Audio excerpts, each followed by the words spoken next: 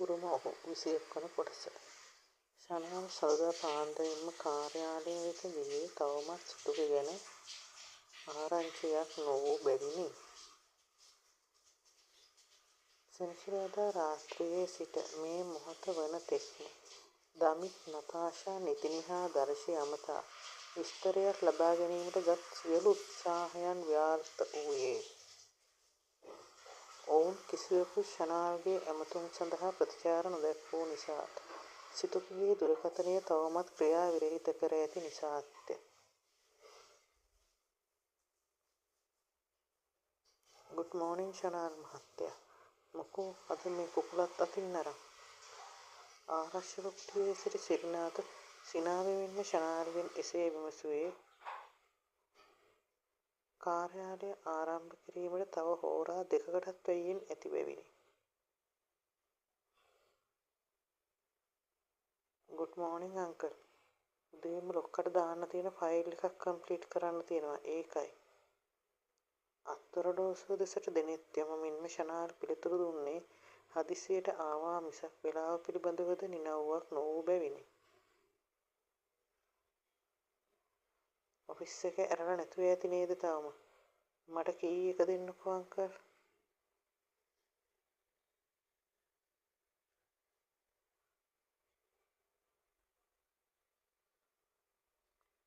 ගේනින් කරන අය ඉන්නේ 4නේ මහත්තයා. සිරිනාත යතුරු ශනාල්ට දෙමින් පැවසුවා. පාන්දර නිවසින් පිටවීමට සූදානම් වෙද්දී අම්මා ඇවිත් කෑ ගැසුවේ මන්දයි වැටහෙන්නේ දැන් නෑ. මේ පාන්දර මොන මගුල යන්නද උඹ හදන්නේ? මොන මගුලකවත් නෙවෙයි වැඩට යන්නේ මං. එයි වෙනදටත් සඳ පාන්දරට මම යනකොට අම්මා ඔහොම අහනවද? වෙනදටම ඇහුවේ නෑ තමා. ඒත් මේ දවස් දෙකේ හැසිරුණු විදිහ අමුතුයි. අනික මෙච්චර අම්මා කියලා ඉවර වීමටත් පෙර ශනාල් බයිසිකලය ස්ටාර්ට් කර අවසන්.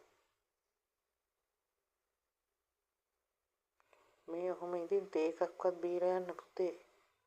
ගේට්ටුවෙන් එළියට බයිසිකලය දාන විට අම්මා එසේ කෑ ගසනු යාන්තමට ශනාල්ට ඇසුණි. බයික් එක අධික වේගයෙන් පැදි නිසා කිහිප තැනකදීම සිදුවීමට ගිය අනතුරු වැළකුණේ 99වෙනි. තව මේසයට හිස තබා සිටි ශනාල් ඔළුව උස්සා බැලුවේ කාර්යාල පිරිසිදු කරන්නේගේ හඬටය. මහත්තයා ගුඩ් මෝනින්. මට පොඩ්ඩක් ඉඩ දෙනවද? මේස පියදර උතන අතු ගන්න. මේස පියදර උතන අතු ගන්න. Good මෝනින් aunty. සෝරි මම එළියට යන්නම්. නෑ මහත්තයා එළියට යන්න ඕන නෑ. අර මේසෙන් ඉඳගන්න. මහත්තයා ඉන්න තැන විතරයි තව අස් කරන්න තියෙන්නේ. ඇය එසේ කී විට වේලාව බැලූ ශනාල්ට සැලසුමක් දැනුනේ දැන් නම් කට්ටිය එන වේලාව බැවිනි.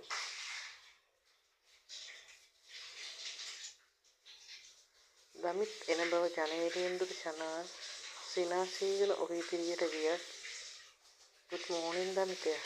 ඕනෑවට එපාඩු ගුඩ් මෝනින් කියූ දමිත ශනාල්ට රවමින් කාර්යාලයට ඇත වූයේ ශනාල්ව බිඳකුදු මායිම් නොකරය.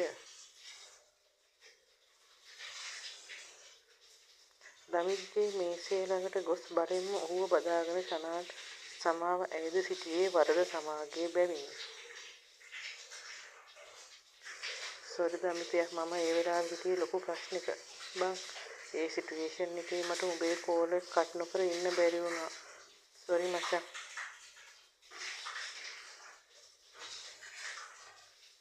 අනේ මේ ඵලයන් බහූබූත නොකිය හදිසි වෙලාවට කෝල් කට් කරනවා තමයි අපිත්. ඒ වුණාට උඹ ෆෝන් එක ඕෆ් කරලාම දැම්මේ මගෙන් කෝල් එක එන එක කරදරයක් නිසානේ. කීමෙන් දමිත කාර්යාලයට ඇතුළු වුණ නිතිනිලා ළඟට යමිනි. අනේ මේ අහන්නකො මචෝ. කියමින් දමිත්ගේ පස්සෙන් වැටුණු ශනාල්ගේ හිත ගැස්සුනේ එතන නිතිනි දර්ශි හා නතාෂා සිටියද සිතුක නොමැති බැවිනි.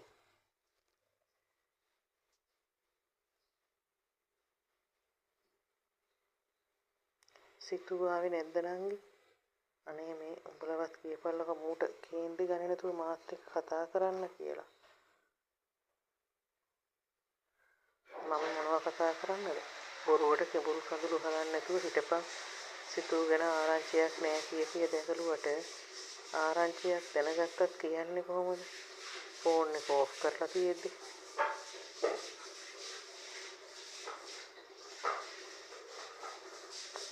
හරි මම සොරි කියලා කිව්වනේ. අනේ සිතූ ගැන ආරංචියක් ආවද? කෙල්ල ෆෝන් එක ආන්සර් කළාද?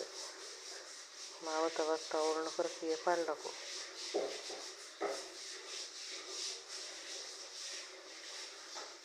අනේ මේ ෂනාල්ලයි බොරු සහිඳරදා ඉන්න සිතූ ගැන ආරංචියක් දැනගන්න ඔච්චරම වුණා නම් දමිත අයියාගේ ෆෝන් එක ෆට් කළේ ඇයි? ඒ මදිවට ෆෝන් එක ඕෆ් කරලා. එවලේ අරකි මැරිලා හිටියනම් මෙලහට බොහොම දානේ ඉවරයි ඔයා නොදැනම.